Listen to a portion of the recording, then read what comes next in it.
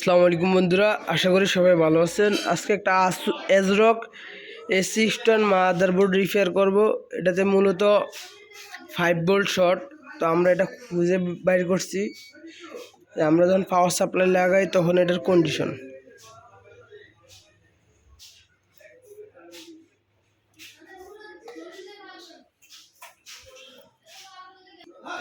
আমরা এটা রিপেয়ার করব, করার পরবর্তীতে দেখাবো এটা ওকে হয়েছে কিনা হয় নাই। তো বন্ধুরা, আমরা ওই ক্যাপাসিটরটি শর্ট পাইছি, তো এই কারণেই আমরা এখন রিপ্লেস করার জন্য আরেকটা মাদারবোর্ড নিলাম। তো এটা এখন আমরা উঠাবো।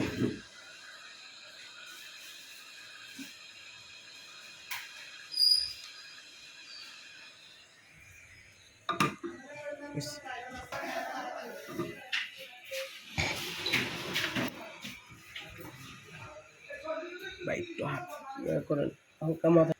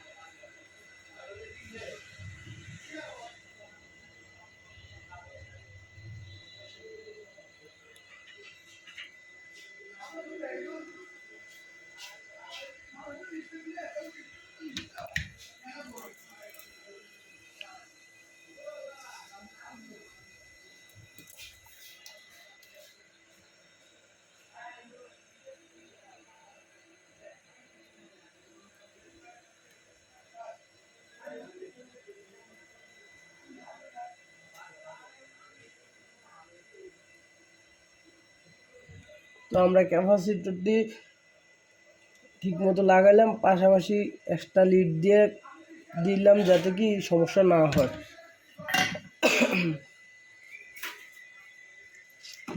এবং মাদারবোর্ডটি পরিষ্কার করলাম।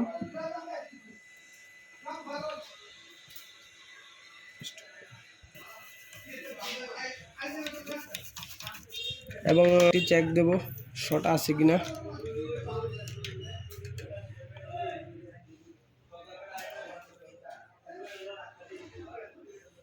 এই যে এখানে আমাদের গুড ভ্যালু দেখাইতেছে। তো আমরা এখন পাওয়ার সাপ্লাই দিয়ে চেক দেব এবং আপনাদেরকে দেখাবো এটা হয় নাই। আর এটার কারণে মূলত আমাদের স্ট্যান্ড বাই ভোল্টেজ তৈরি হইতো না, এখানে বাতি আসতো না।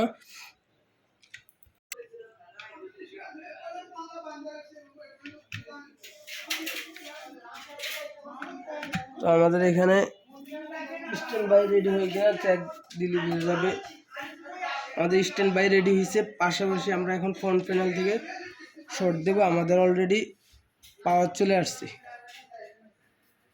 আমরা এখন স্পিকারটি কানেক্ট করব। তো আমাদের র্যাম পায় নাই, এই সংকেতটি দিতেছে।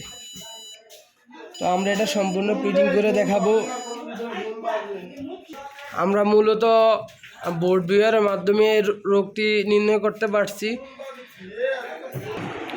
তো বন্ধুরা, আমরা মাদারবোর্ডটি কেসিংয়ে লাগানোর পরে আমাদের এই কন্ডিশনটি চলে আসছে।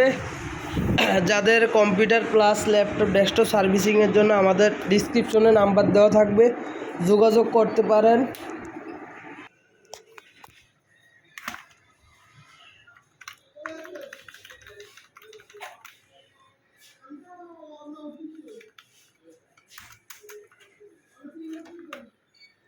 আমাদের মূলত এখানে একটা এসএসডি আছে টুইন মুসের, তাই এটা হলো তোশিবার হার্ড ডিস্ক পাস বুট দেওয়ার কারণে আমাদের এটা অন হয় নাই।